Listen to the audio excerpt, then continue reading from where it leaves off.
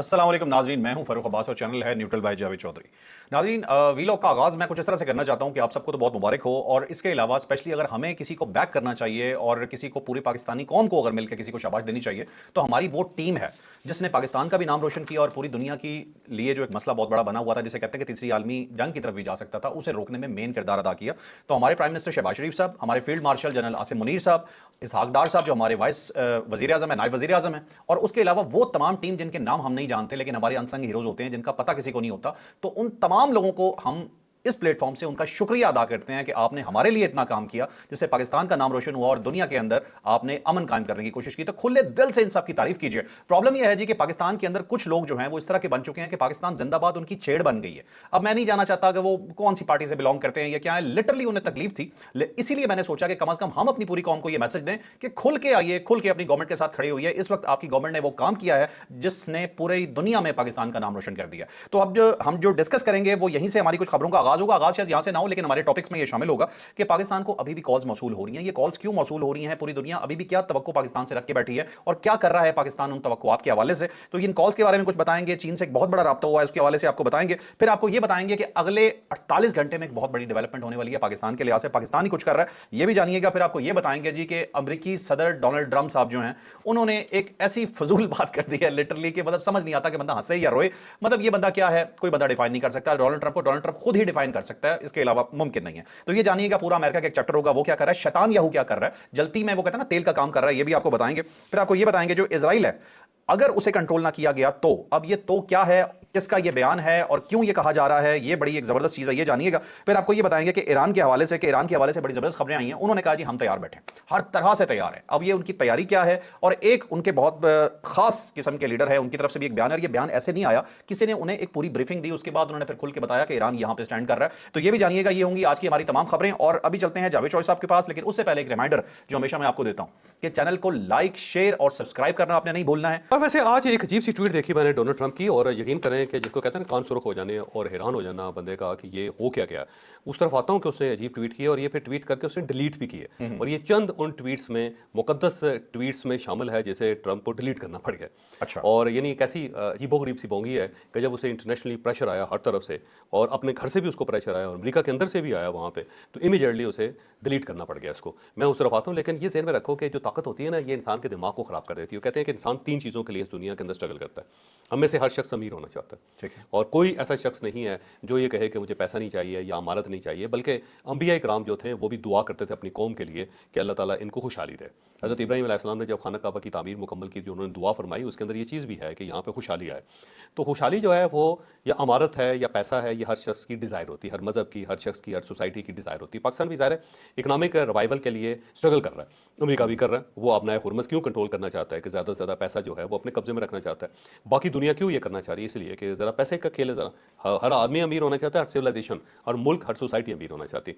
दूसरा, हर इंसान मशहूर होना चाहता है। दुनिया में कोई ऐसा आदमी नहीं होगा कि जो नामवर हो के ना मरना चाहे। उसकी पूरी कोशिश होगी कि उसकी शनाख्त हो, लोग उसका नाम जाने। इवन जब बंदा मर जाता है तो उसकी कब्र के ऊपर भी उसका नाम लिखा जाता है और शेर लिखे जाते हैं, ताकि कब्र जो है ना उसकी निशानी भी रहे। बंदा जो मर गया है वो अपनी शनाख्त छोड़ के जा रहा है पीछे, वो बता रहा है कि मेरा नाम ये है और मैं इस वक्त पैदा हुआ और मैं इस वक्त दुनिया से गया, और ये साथ एक शेर भी लिखा हुआ है। लिहाजा इसका मतलब ये हुआ कि इंसान जो है शोहरत के लिए दौड़ता है और उसकी डिज़ायर है। और तीसरी जो सबसे बड़ी डिज़ायर होती है वो ताकत होती है। हर इंसान ताकतवर बनना चाहता है। कोई इंसान ऐसा नहीं है जो ताकत के खेल के अंदर दाखिल ना होना चाहे और ताकत को ग्रैब ना करना चाहे। लेकिन इंसान का जो सबसे बड़ा अलमिया है, वो अलमिया ये है कि जब भी ये कोई चीज़ हासिल कर लेता है तो फिर ये उसमें आगे से आगे जाता है। हर मशहूर आदमी जो है ना वो अपनी शोहरत में मज़ीद इजाफा चाहता है, हर अमीर आदमी मज़ीद दौलत चाहता है, और हर ताकतवर आदमी जो है ना मज़ीद ताकत चाहता है। वो रुकता नहीं है किसी जगह पर भी, और जो रुक जाए वो सूफी हो जाता है, संत हो जाता है। बहरहाल जब आप अल्टीमेट ताकत तक पहुँच जाते हैं तो उसके बाद इंसान का दिमाग ख़राब होता है, और जब दिमाग ख़राब होता है तो वो अपने आप को बाज़ औक़ात खुदा समझना शुरू हो जाता है। इसलिए जो बहुत ज़्यादा शायरी हुई ना इंसान के खुदा होने के ऊपर हुई है कि इससे पहले भी यहाँ पे कोई तख्त नशीन था। तो इस टाइप की जो शायरी है उसकी वजह ये है कि ये बताया जाए कि यार तू खुदा नहीं है, लेकिन इंसान अपने आप को एक वक्त आता है कि खुदा समझना शुरू कर देता है। वो जो कहते हैं ना अपन ही भगवान है, तो अपन ही भगवान है जो ना इंसान बन जाता है। तो डोनाल्ड ट्रंप जो है ना ताकत के उस लेवल तक पहुँच गया हुआ है कि उसने अचानक अपने आप को महसूस किया नाउज़ बिल्लाह कि वह हज़रत ईसा अलैहिस्सलाम बन गया। और उसने एक पिक्चर अपनी AI से जनरेट करवाई जिसके अंदर वो एक ख़ास किस्म का एक कपड़ा होता है जो मसीह, जो बहुत ज़्यादा सेंट होते हैं ना जी, वो पहनते हैं, जो ठीक है वो, और उसके बाद एक हाथ से उसकी रोशनी कर रही है और दूसरे हाथ से वो एक मरीज़ है जिसके उसने सर पे हाथ रखा हुआ है और उसको फिर वो वहाँ से हील करने की कोशिश कर रहा है, जो हज़रत ईसा अलैहिस्सलाम की खूबी थी उसके अंदर, को मरीज़ों को बल्कि मुर्दों को ज़िंदा कर देते थे।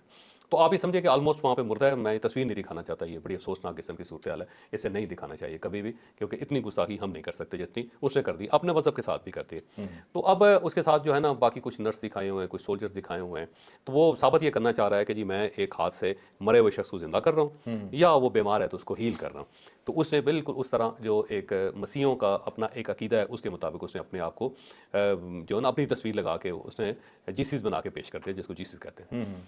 तो वो उसके बाद उसके ऊपर बड़ी यलकार हुई, सब लोगों ने कहा कि यार तेरा दिमाग खराब हो गया, क्या हो गया तुम्हें? और वो जाहिर है वहाँ पे जो पादरी हैं उनसे दुआ करवाता रहता है, तो उसे खतरा हुआ कि कहीं ऐसा ना हो कि पादरी जो है लठ लेके मेरे पीछे पड़ जाए और ये मेरे खिलाफ एंटी ट्रम्प एक कंपेन स्टार्ट करते हैं। तो फिर वो घबरा गया ये तो और पोप के भी पीछे पड़ गया, उसके खिलाफ भी बयान दिए हैं। बयान दे दिए ना उसने पोप लियो के खिलाफ। तो फिर उसने ये डिलीट कर दी है जो है ना पोस्ट, और फिर इसे पूछा गया तो उसने कहा तो मैं तो ये साबित करना चाह रहा था कि मैं मसीहा हूँ। और मसीहा जो है ना वो हज़रत ईसा अलैहिस्सलाम के लिए ओवर कॉन्फिडेंट हो गया कि इसका दिमाग चल गया वो पावर जो है ना, पावर इतनी ज़्यादा हो गई है कि उसने उसका जो सर्किट है शॉर्ट कर दिया। दिमाग का एक सर्किट होता है ना, वो बाजू का पावर ज़्यादा हो जाए तो शॉर्ट हो जाती है। वैसे तो यहाँ पे कोई भी अप्लाइंसेज होती है ना, जब उसके अंदर बिजली पड़ जाती है तो क्या होता है, फ्यूज़ हो जाती है। तो ये इंसान भी पावर ज़्यादा हो जाए तो फ्यूज़ हो जाता है। अच्छा साहब, ये वाकई ज़हनी मरीज तो नहीं? यार अमेरिका के अंदर बहुत कंसर्न हो गया वैसे, अब फौज जो है ना बड़े तशवीश से इसको देखती है। वहाँ जो कैबिनेट है उसके कुछ सेंसिबल लोग हैं वो भी बड़ी तशवीश से देखते हैं। सीआईए बहुत परेशान है इसके ऊपर। बाकी बहुत सारे जो लोग हैं ना अब ये भी कहना शुरू हो गए अमेरिका के अंदर कि ये जो नेटो को रोका हुआ है, ये यूरोपियन यूनियन को रोका हुआ है कि इसके पीछे नहीं लगना, वो भी सीआईए ने रोका हुआ है। उन्होंने इनको कहा हुआ है कि खबरदार हमारे प्रेसिडेंट के पीछे लगे, क्योंकि उन सबको खतरा है कि कहीं ऐसा ना हो कि ये एक वर्ल्ड वार थर्ड स्टार्ट करते हैं जिसके अंदर ज़ाहिर न्यूक्लियर वेपन चल जाएं और पूरी दुनिया खत्म हो जाए। तो उन सब ने इसलिए कहा हुआ है कि इसको कट टू साइज़ करें, ताकि अगर यूरोप इसके साथ मिल गया तो फिर साइज़ इसका बहुत बढ़ जाएगा, फिर ये कंट्रोल नहीं होगा। तो अब अंदर भी मुझे लगता है कि बहुत ज़्यादा वहाँ पे मसाइल पैदा हो गए। चॉइस साहब, ये वहाँ के कल्ट की चॉइस है। अब मैं वर्ड वो यूज़ करने लगा हूँ, मैं फिर भी कहता हूँ यूथियास, जब मैं वर्ड यूज़ करता हूँ तो उसका मतलब जो जेन्युइन वर्कर है वो नहीं होता। मतलब यह है कि जो ज़ॉम्बी वर्कर है ना, आंखें बंद करके सिर्फ बोलना बगैर किसी वजह के, कोई लॉजिक उसके पास नहीं होती, तो ये अमेरिकन यूथियों की चॉइस है। तो हो सकता है ये, बल्कि कई लोग तो इसको ट्रम्प खान कहते हैं, ट्रम्प न्याज़ी और इधर इमरान खान को ना इमरान ट्रम्प भी कहते हैं लोग, क्योंकि दोनों की आते एक जैसी। वैसे तो मोदी भी ऐसा ही था, वो अब तो यार बेचारा बिल्कुल ही खत्म हो गया, तरस खाना चाहिए उस पर। नरेंद्र मोदी नहीं यार हाथ है। अच्छा, sorry। अच्छा बहरहाल जो मसूद पज़ेश्कियान है वो जो प्रेसिडेंट हैं ईरान के, उन्होंने भी इसके ऊपर बहुत बड़ा मनाया। उन्होंने कहा हज़रत ईसा अलैहिस्सलाम की तौहीन जो है वो जायज़ नहीं है और किसी को ये हक़ हासिल नहीं है कि वो हज़रत ईसा अलैहिस्सलाम की तौहीन करे। ये जो चारों किताबें और अम्बिया कराम है ना, तमाम अम्बिया और पैगम्बर रसूल जिनके ऊपर किताबें उतरी, वो हमारे ईमान का हिस्सा है। हम उस वक्त तक मुसलमान नहीं हो सकते जब तक हम हज़रत ईसा अलैहिस्सलाम को पैगम्बर और उनकी किताब अंजील को तस्लीम ना करें, और बाकी पैगम्बर भी तमाम जो अल्लाह ताला ने उतारे। तो जब भी किसी पैगम्बर की तौहीन होती है तो हमें बड़ी तकलीफ होती है और हमें होनी भी चाहिए। लेकिन जो वेस्टर्न पावर्स है ना, जो अमेरिका वगैरह यूरोप, उनका थोड़ा सा डिफरेंट व्यू है। वो तो हज़रत ईसा अलैहिस्सलाम के बुत बनाए हुए उन्होंने, उनको सलीब पे चढ़ाया हुआ है, उनकी तस्वीरें बनाते हैं, उनकी तस्वीरें लगाई होती हैं सारी। तो वो उनके लिए ये इतनी खास चीज़ नहीं है। और तरह की सोसाइटी। और तरह की सोसाइटी, लेकिन हम इतने मॉडर्न नहीं हुए और ना हमें होना चाहिए, हमारा ईमान है, तो हम ज़ाहिर हज़रत ईसा अलैहिस्सलाम की तौहीन बर्दाश्त नहीं कर सकते। और ये अब मेरा ख्याल है पादरियों की तरफ से भी रिएक्शन आया, जिसका नुकसान जो है ये हुआ है या फ़ायदा ये हुआ है कि ट्रम्प को अपनी ट्वीट जो है डिलीट करनी पड़ गई। अब वो मेरा ख्याल है मज़ीद मसीहा नहीं रहा। चलिए जो साहब, ये बताइएगा, ट्रम्प का दूसरा बयान है कि ईरान के हवाले से वो कहता है कि ये बेताबी से डील चाहता है। ट्रम्प ने कहा जी कि मुज़ाकरात के बाद पाकिस्तान के अंदर जो मुज़ाकरात हुए उसके बाद ईरान से हमारा राब्ता हुआ, यानी ईरान ने हमसे राब्ता किया और वो बड़ी बेताबी से डील चाहता है, ये ट्रम्प कह रहा है। और उसने कहा कि बहुत सारी बातों पर समझौता हो गया, सिर्फ यूरेनियम पर इतफाक नहीं हुआ। ईरान किसी सूरत जोहरी हथियार नहीं रख सकेगा, ये उसने कहा है। और उसने कहा किसी मुल्क को ब्लैकमेल करने की इजाज़त नहीं देंगे, यानी उनका ख्याल ये है कि ईरान ने अगर न्यूक्लियर बम बना लिया तो ब्लैकमेल करेगा, जबकि बेचारा अपनी जान बचाएगा और क्या करेगा। उसके बाद फिर इसराइल हमला नहीं कर सकेगा, अमेरिका हमला नहीं कर सकेगा, इतना सा उसका है। उसे कौन सा चलाना है, और चलाना है तो कहाँ चलाना है? क्या अमेरिका भेज सकता है? क्या इसराइल के ऊपर फेंक सकता है? नहीं, इसराइल के ऊपर भी एटम बम नहीं फेंका जा सकता, ये आपको पता है? क्यों नहीं फेंका जा सकता? उसकी वजह ये है कि दाएं बाएं सारे अरब मुल्क हैं, तो radioactivity फैल जाएगी। सारे मुतासर होंगे। तो कौन ऐसा इस्लामी मुल्क होगा जो वहाँ पे बम मार के अपने मुसलमान भाई मार ले?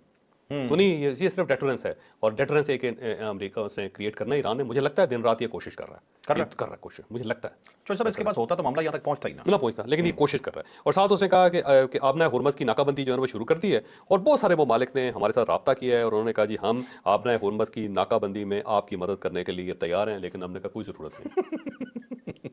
जबकि सबसे कह रहा है कि मेरे साथ आओ। 700 इंग्लैंड ने भी, यूके ने भी इनकार किया। हाँ, यूके ने इनकार किया, फ्रांस ने कहा, यूरोपियन यूनियन कोई नहीं तैयार होगा, कोई नहीं तैयार होगा। और मुझे लगता है सीआईए रोकी उनको कि खबरदार हमारे प्रेसिडेंट की बात में आए।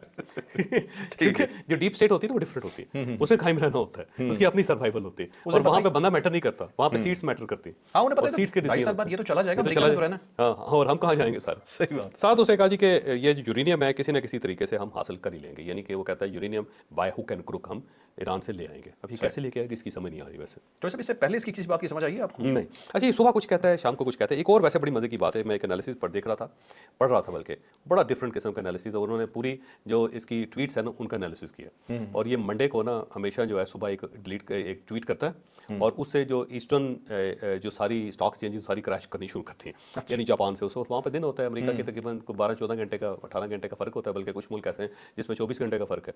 तो वहाँ से जब ये ट्वीट करके सो जाता है ये उधर से, और वहाँ पे सुबह हो रही होती है, तो उनकी सारी स्टॉक एक्सचेंज जो है बैठनी शुरू होती है सारी की सारी। अच्छा, जब वो सारा इंपैक्ट अमेरिका तक पहुँचता है ना, तो ये एक पॉजिटिव ट्वीट करके अपनी मार्केट को ऊपर कर देता है, और साथ जो तेल की प्राइसेज हैं उनको भी उनके साथ बाय प्लान कर रहा है। बाय प्लान कर रहा है। वो प्रॉपर एनालिसिस किया उन्होंने। एनालिसिस करके उन्होंने कहा कि ये देखो ये क्या कर रहा है, ये जानबूझ के ट्वीट करता था आगे बाकी सब की मत मारी जाए, और जिन्होंने तेल खरीदना है वो उन्हें महंगा खरीदे, और जब ये अमेरिका की बारी आती है तो तेल भी नीचे चला जाता है, और साथ ही स्टॉक एक्सचेंज भी बेहतर हो जाती है। ठीक है, चले अब चलते हैं नेक्स्ट खबर इसी चैप्टर की। वो है जी शैतान याहू के हिसाब से दुनिया में अगर कोई गंद है, रियलिटी के अंदर कोई शैतान है, तो वो यही आदमी है जिसका नाम शैतान याहू है। संडे जो पिछला भी गुजरा है, इस संडे को इसके केसेस ओपन होने थे। अभी से पता था केसेस ओपन होने, उसी रात को एक रात पहले इसने क्या पंगा किया कि इसने बयान देने शुरू कर दिए तुर्की के खिलाफ बयान आए, और तुर्किया चढ़ गया उसके बाद इनके ऊपर। अब क्या हुआ, मामला खड़ा हो गया, फटा खड़ा हो गया, फिर जाके रिक्वेस्ट करेगा सुप्रीम कोर्ट को, कहेगा जी मेरे केसेस ना ओपन करो। और सुप्रीम कोर्ट का चीफ जस्टिस इसका इतना खिलाफ है कि जब वो नरेंद्र मोदी साहब को जब इसने बुलाया था, वहां जफियां से डाल रहा था, तो उसकी मुलाकात में इसने चीफ जस्टिस को बुलाया ही नहीं था। इस हद तक वो बंदा इसके खिलाफ है, या ये उसे इतना डरता है। तो अब गंदी गाली आई थी, मुंह में दे नहीं सकता। अभी याहू साहब ने क्या किया ये बता दें। अब ये याहू साहब जो है ना वो तो जाहिर है चल ही रहे हैं, और वो मामलात आगे ख़राब करते चले जा रहे हैं। लेकिन जो केंट जो है ये, क्योंकि ये था नेशनल काउंटर टेररिज्म का डायरेक्टर था, इसने इस्तीफा दे दिया, तो इसने बड़ी मज़ेदार किस्म की एक स्टेटमेंट दी है, और इसने कहा है जी कि इसराइल को अगर कंट्रोल ना किया गया तो ये जो मुज़ाकरात हो रहे हैं ये ख़त्म हो जाएंगे, ये बिल्कुल नहीं आगे बढ़ सकेंगे, और अमेरिका जो है उसको इसराइल के पीछे नहीं चलना चाहिए, और इसराइल के साथ मिल के हम बहुत बड़ी गलती कर रहे हैं। साथ उसने कहा कि ईरान ने 2003 के अंदर ये डिक्लेयर कर दिया था कि जनाब हम एटम बम नहीं बनाना चाहते, लेकिन हमने उसके ऊपर यकीन नहीं किया, और हम आज भी कह रहे हैं कि एटम बम बना रहे हैं, जबकि 2003 से उसने उसकी कमिटमेंट है, उसने ऐलान किया हुआ है। तो जिस मुल्क ने 23 साल पहले ये ऐलान कर दिया था और अपने जो अफसूदा यूरेनियम है उसे खास ग्रेड से आगे नहीं लेके गया, तो हम क्यों उसके पीछे लग गए? ठीक है, तो जो केंट जो है वो तो बड़ा क्लियर बात, सेंसिबल आदमी, वो कहता है इसको रोको, और अगर ये ना रुका तो ये जंग फैल जाएगी, मुज़ाकरात नाकाम कर देगा, और ये आगे जो मामलात हैं ये फैलते चले जाएंगे, जिसको फिर हम कंट्रोल नहीं कर सकेंगे। तो ये मैं आपको बताऊं नेतन्याहू ने क्या बोला है। नेतन्याहू कहता है जी कि बंदरगाहों की जो ब्लॉकेड है इसकी एक तो उसने हिमायत कर दी, दूसरा उसने जेडी कहा जी कि मैंने जेडी वैन से बात की है, और उसने मुझे पूरा बताया कि क्या मुज़ाकरात हुए क्या नहीं हुए, पाकिस्तान के मुज़ाकरात की मेरी डिटेल से उससे बात हुई है, और वो कहता है अफसुदा यूरेनियम को हटाना बहुत जरूरी है, और इसके बगैर मतलब मुमकिन नहीं है कुछ भी। मतलब वो भी यूरेनियम के ऊपर ही जोर दे रहा है, और साथ ये भी शोखी मार रहा है कि मुझे सब पता होता है। हो सकता है, लेकिन जेडी वैंस के साथ तो बड़े इख्तलाफात हैं, शदीद इख्तलाफात है। जेडी वैंस तो इसकी शक्ल देखना पसंद नहीं करता, उसने बल्कि इसको बुली किया था, बाकायदा फ़ोन करके उसको डांटा था।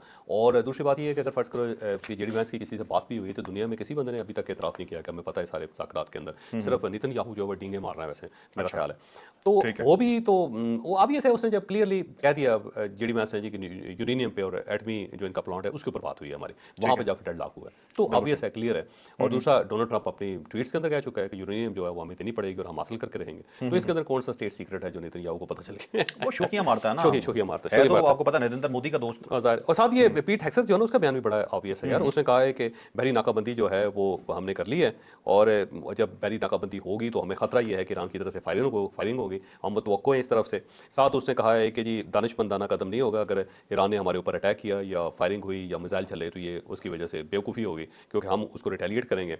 साथ उसने कहा जी हमने ईरान की तमाम जंगी सलाहियतें जो हैं ख़त्म कर दी हैं, और ये दोबारा तैयार नहीं कर सकेगा अपनी जंगी सलाहियतें जो हैं। और साथ उसने कहा जी फ़ज़ाई हदूद के ऊपर हमारी गिरफ्त है, यानी ईरानी फ़ज़ाई हदूद के ऊपर इसकी गिरफ्त है। और साथ उसने कहा जी सदर ट्रंप जो है ईरान को मुकम्मल तौर पर मफलूज कर सकते हैं, मगर रहमदिली का मुजाहरा किया इन्होंने। तो वो जो पीट हेक्सेथ था ना, ये भी उससे मिलता जुलता है डोनाल्ड ट्रंप का। ये मुझे लगता है रज़ाई भाई होते हैं ना जो, ये उस टाइप का कोई एक भाई है उसका। डोनाल्ड ट्रंप का कसाई भाई है। अच्छा, इस टाइप की बातें कर रहा हूँ। मुझे एक चीज़ बताइए चौर साहब, वैसे एक चीज़ मैं सवाल आपसे पूछना चाह रहा हूँ। मुज़ाकरात हमेशा बराबर के बंदे से होते हैं, जिसे आपने हरा लिया, जिसकी फौज खत्म कर दिया, जिसे पूरा तबाह कर दिया, उसे मुज़ाकरात तो नहीं होते ना, वो तो या सरेंडर करेगा या उसे हुक्म दिया या जाएगा। हुक्म दिया तो जाएगा। मुज़ाकरात क्यों कर रहे हैं फिर, अगर इतना कुछ इन्होंने कर लिया और तो? नहीं, ऐसे ही बातें हैं ना, अपनी आवाम को मुतमिन कर रहे हैं। ज़ाहिर है उसमें इतने बिलियन डॉलर ज़ाया हो गए हैं और पूरी दुनिया के अंदर बेइज्जती हुई है इनकी, तो अब अपनी खिफ़त मिटाने के लिए कुछ ना कुछ तो कहेंगे, कुछ ना कुछ ट्रॉफी तो लेके जाएंगे। ऐसा तो नहीं रह सकते वहाँ पे। आप ये कहते हैं कि वो मान लें कि हम मार खा गए और हमारी बड़ी बड़ी कुट पड़ी, हमें बड़ी मार पड़ी। वो एक था ना, एक लड़का भागी जा रहा था, तो किसी ने रोक के पूछा कि क्यों भाग रहे हो? उसने कहा वो पिछली गली में वालिद साहब को जूते पड़ रहे हैं, मैं इज्जत बचा के भाग रहा हूँ। तो ये इस तरह इज्जत बचा के दौड़ रहे हो कि डोनाल्ड ट्रंप को जूते पड़ रहे हैं, तो वो ठीक है। मुमकिन नहीं है सारा। तो कुछ ना कुछ तो कहना है इन्होंने। अच्छा, इसके साथ साथ यार पाकिस्तान के लिए बहुत अच्छी खबरें हैं पाकिस्तान की तरफ से ना। एक तो जापान के वज़ीर-ए-आज़म ने कॉल की है, वज़ीर-ए-आज़म खातून वज़ीर-ए-आज़म है सानिया ताकाची, उन्होंने की और बात करके प्राइम मिनिस्टर से बात की, शहबाज शरीफ साहब से। उन्होंने कहा जी मुज़ाकरात के ऊपर मुबारकबाद पेश करते हैं, बड़ा ज़बरदस्त किस्म का सफारती किरदार आपने अदा किया है और मैं चाहती हूँ कि ये मामला आगे बढ़े ताकि ये पाकिस्तान जो है वो सुरखरू हो इस सारे मामले के अंदर। सही। तो जापान की तरफ से हमने पिछले विला के अंदर कहा भी था कि जापान की भी एक कॉल जो है ना वो पेंडिंग है और जापानी जो है वो भी प्राइम मिनिस्टर से बात करना चाहते हैं। फिर यूरोपीय यूनियन की खातून, वो भी सदर हैं, उनका नाम है अर्सला फोन डर लेन। अच्छा, उसने भी फ़ोन किया और उसने साथ ही उसने कहा जी कि लेबनान पर हमले फ़ौरन बंद होने चाहिए, उसका बयान भी है। और बयान से उसने कहा पाकिस्तान का शुक्रिया भी अदा किया है कि पाकिस्तान ने कमाल किया है। साथ उसने कहा कि हमले बंद नहीं होते तो ये सारे प्रोसेस को डीरेल कर देगा। अगर हमले बंद नहीं होते, लेबनान के ऊपर हमले बंद नहीं होते, पाकिस्तान ने जो कुछ किया है वो सब कुछ खत्म हो जाएगा। फिर साथ उसने कहा आबना हुर्मुज़ बंद होने की वजह से यूरोप का जो फ्यूल का इंपोर्ट है वो 22 बिलियन यूरोज बढ़ गया, जो टू मच है।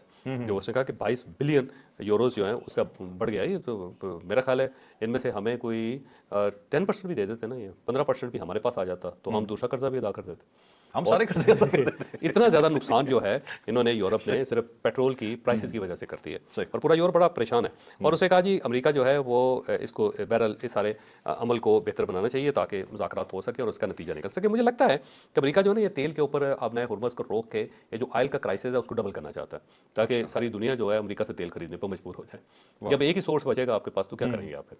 तो मुझे लगता है डोनाल्ड ट्रंप ने एक मरतबा इस चीज़ को एंजॉय करना चाहता है कि वहाँ पे जो अमेरिकन पोर्ट्स हैं उनके सामने टैंकर ही टैंकर खड़े हों, बहरी जहाज़ ही बहरी जहाज़ खड़े हों, उसकी तस्वीर खींच के फिर उसे ट्वीट करे और कहे देखा।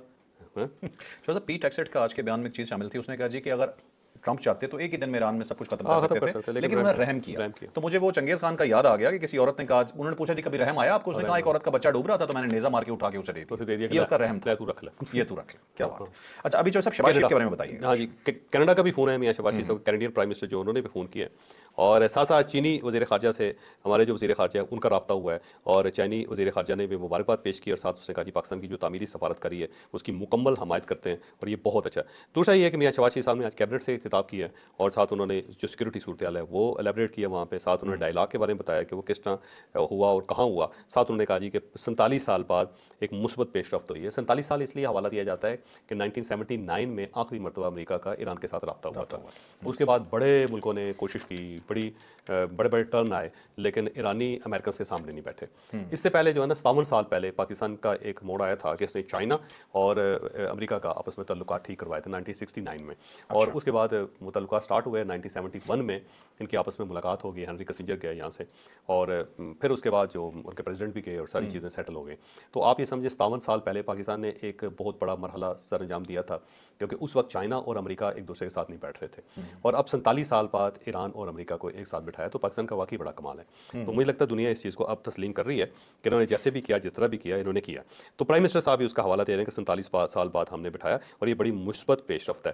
साथ उन्होंने कहा जी कि मज़ीद डायलॉग होंगे और हम मायूस नहीं हैं और इंशाअल्लाह ताला अल्लाह ताला एक रास्ता निकालेगा। फिर उसके बाद ये खबर है कि 48 घंटे बाद जो है 48 घंटों के अंदर हमारे जो प्राइम मिनिस्टर हैं और साथ उनके फील्ड मार्शल हैं और फिर तारिक फातमी साहब हैं, इसाक डार साहब हैं और औरंगज़ेब साहब इस वक्त अमेरिका में हार्वर्ड यूनिवर्सिटी में वो लेक्चर दे रहे हैं और वहाँ से उनको भी बुला लिया गया और वो भी ज्वाइन करेंगे जाके प्राइम मिनिस्टर को। तो ये हमारी जो सीनियर कैबिनेट है ये सारी की सारी जा रही है और ये दावत दी है MBS ने, मोहम्मद बिन सलमान। हाँ, मोहम्मद बिन सुलेमान ने। और उन्होंने दावत दी है कि आए तशरीफ़ लाएँ और ये पाकिस्तान जा रहा है और वहाँ पर ये ब्रीफ भी करेगा। मेरा ख्याल है जो औरंगज़ेब साहब का आना है ना, ये वो $5 बिलियन जो सऊदी अरब हमें दे रहा है उसके लिए औरंगज़ेब साहब वहाँ जा रहे हैं, वज़ीर ख़ज़ाना, इनका होना वहाँ पर ज़रूरी है। जरूरी है। और उसके अलावा बाकी तो डिस्कस हो गए ना चोर साहब, सारा मुज़ाकरात और जो डेवलपमेंट डेवलपमेंट्स हैं इनके हाँ हवाले से? बिल्कुल हो गया। दूसरा ये कि पाकिस्तान ने दोबारा मुज़ाकरात की कोशिश शुरू कर दी है और ईरान के साथ भी रब्ता है इनका, अमेरिका के साथ भी रब्ता है, दोनों को ये दोबारा राज़ी कर रहे हैं। मुझे लगता है कि आने वाले चंद दिनों के अंदर कोई ना कोई खुशखबरी आएगी। ये जो 8 दिन है ना जंगबंदी के, ये जंगबंदी तो कायम रहेगी। इस दौरान पाकिस्तान की कोशिश होगी कि जो जंगबंदी है उसकी मुद्दत में इजाफा करवा दिया जाए और दोबारा एक मुज़ाकरात का एक कोशिश की जाए। कोशिश की और उम्मीद है कि हो भी जाए। ये हो जाए। बिल्कुल ठीक है। अच्छा नाज़रीन, आप चलते हैं अपने नेक्स्ट स्टोरी पे। नेक्स्ट स्टोरी है जी ईरान के हवाले से। अब ईरान की तरफ से क्या-क्या डेवलपमेंट्स हैं, क्या-क्या बयानात आ रहे हैं, क्या-क्या तैयारियां हैं, वो बताते हैं। अब देखिए अपना हुर्मस पे एक ईरान का बयान आया है। उसने कहा जी जो गैर मुल्की मुदाखलत है वो बिल्कुल बर्दाश्त नहीं करेंगे और उससे आलमी तवानाई जो है वो ख़तरे में पड़ जाएगी, बहुत ज़्यादा प्राइसेस हो जाएंगी, आप लोगों को पता ही नहीं है उसका क्या नतीजा निकलेगा।